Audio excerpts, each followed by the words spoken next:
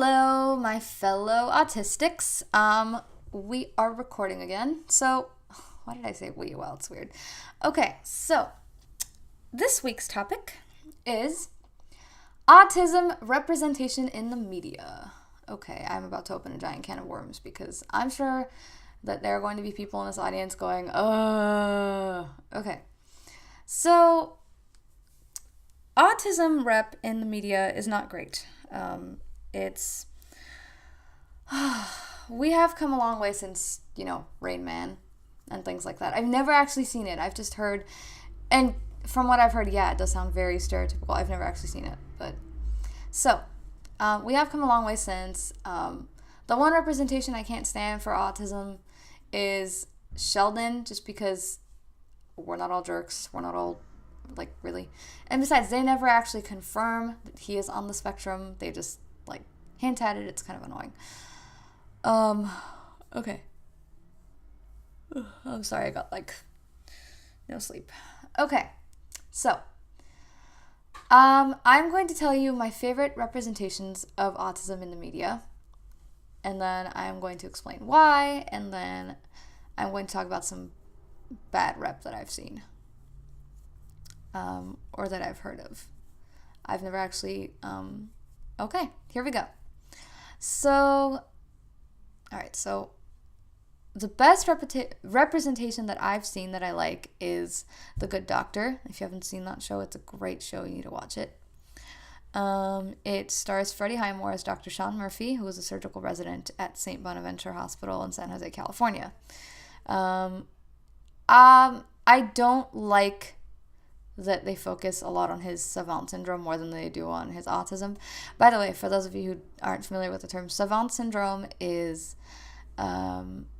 you have almost a superhuman ability in a certain area, like math, for example, which is Rain Man, or music. A great example of that is Derek Paravicini, who is a blind autistic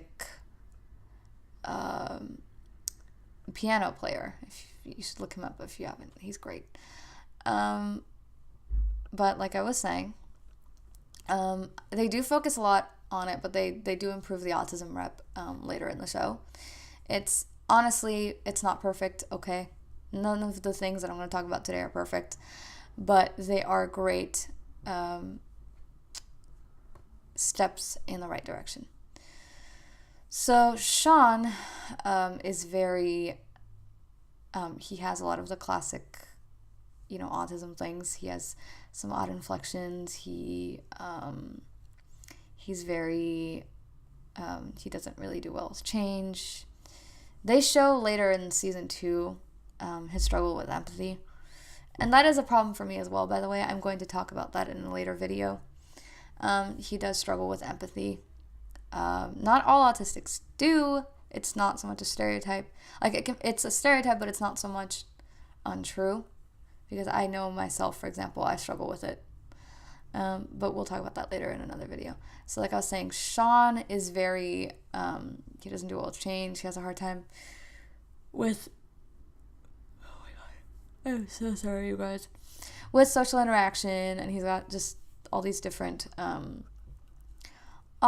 different difficulties in his life. They do show him having a meltdown in episode 10, and that is great, because we need to see that happening in a way that is not shameful, that is not a joke, because Sean's meltdown in the show is not made a joke. I love that they don't make it some kind of a weird punchline. Okay, so the next rep that I really do like, the next autistic character, yes, he is very stereotypical, but you'll understand why in a second. Sam from Atypical. If you've seen my first video, if you've been with me from the beginning of this channel, you know why I love that show. But Sam is very me. I relate to him very hard. I don't have everything that he does. I don't speak formally as much as I used to. I don't, whatever. But he's very me, and so that's a thing. Another piece of rep that I really like. This is bad. This is really bad that I like this show, but I don't even care. The reboot of, if any of you have seen that 80s cartoon, She-Ra, the reboot of that has a princess. Her name is Entrapta. She is clearly written to be autistic. I don't know if they ever intended it that way. I don't know if the showrunners or the creator, Noelle Stevenson, intended for Entrapta to be written that way, which she is. She reminds me a lot of me in a sense. She has some trouble with empathy, more than me, but still. She's a very tech-obsessed person. Dear Lord, that is me. Oh my God. My God. Tech is my thing. She's very, very curious about how things work. She's very non-filtered. Like, there's this line, one of my favorite lines that she says.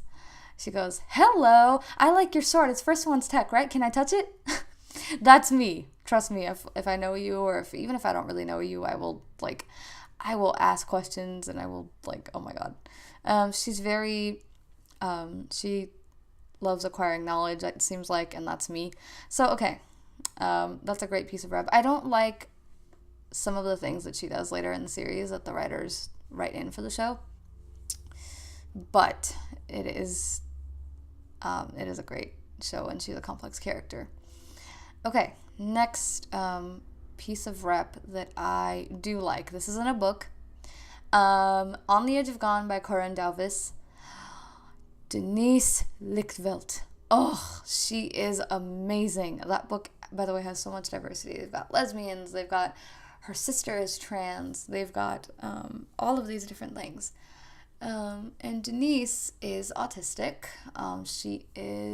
They do show her like stimming and struggling with certain sensory things and changes and certain things that I do go through myself. I don't relate to her as well as I do to maybe Sam or Entrapta, but close enough. She's a great character. I feel like a lot of autistic, and she's an autistic woman, so that's even more wonderful. And I think she's of color, if I remember correctly. I think if I remember that, I believe she's of color, or she's colored, or I don't even know the term. This world is too PC for me, by the way. Well, anyway, so Denise is a great example of an autistic woman. Let me see if I can think of any others that I would like to mention. Not sure. I'm not sure if there is any other autistic character that I really liked that I should mention. Yeah, like I said, they're very few and far between. If I remember, I can probably make a part 2 of this video or something. Okay, so autistic rep that I freaking hate. Sheldon. Why? Okay, so I have a few problems with this. One, they make him out to be a genius. He is not one, not like that. Like, okay, let me explain it that way. He's a genius, but that's not, if they were trying to, see, then again, they weren't trying to write him as autistic, but the fact that they made him very autistic seeming / OCD kind of thing, the fact that they made him like that, I don't care if he's a genius, that's not my problem.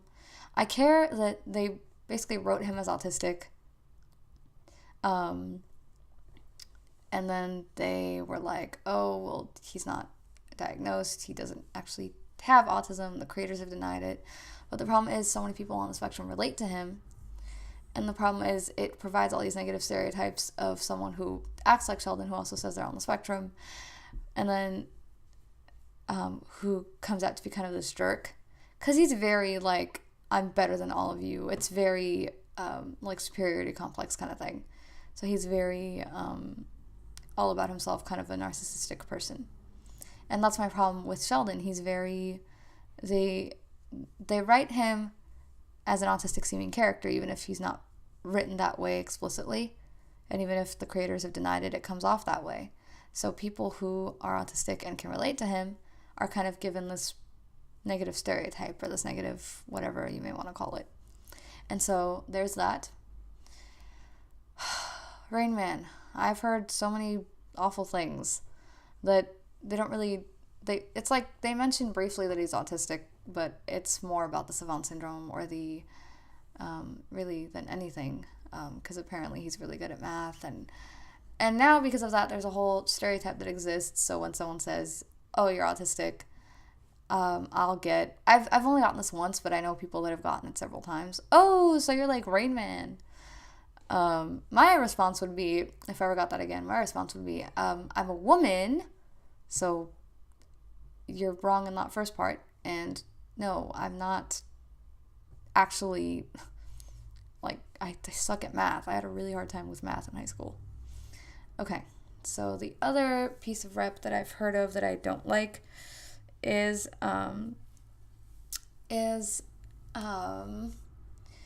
Adam from House. I've never seen House myself. I've only seen like maybe little clips or things, but I've never actually seen it. It was a little before my time, or before that I can really understand. Before the kind of cognitive abilities really started to kick in for me, because I was little. I'm not sure when it came out, but so House was there was apparently a character on one of the episodes who they just constantly portrayed the meltdowns and everything. They just focused on the whole, on that kind of thing. And then apparently they put like plantain chips or something on his eyes, and then he wasn't autistic anymore. What the actual fuck? Seriously, that's ridiculous. Next bit of autism rep that I don't like. See, I do like the fact that he's written as autistic and so many people can relate to him, but I don't like that he is never officially diagnosed, and that is Abed from Community. He's great. I do love him, and I do love that he portrays a lot of sure, he's, again, maybe a little stereotypical, but I don't like that they made him this whole, like, undiagnosed kind of thing, and so we were stuck wondering, are you or are you not? I guess it's meant to be open to interpretation, but yeah, that is that. And if there's anything I've forgotten, I'll make a part 2. If you have any comments, why don't you comment down below and tell me your favorite or hated, most favorite or most hated autism representation in the media. It has gotten better. We have a way to go still. We do have a way to go, but it has gotten better, and I have hope for the future. All right. Thank you. I'll see you in the next one. Bye.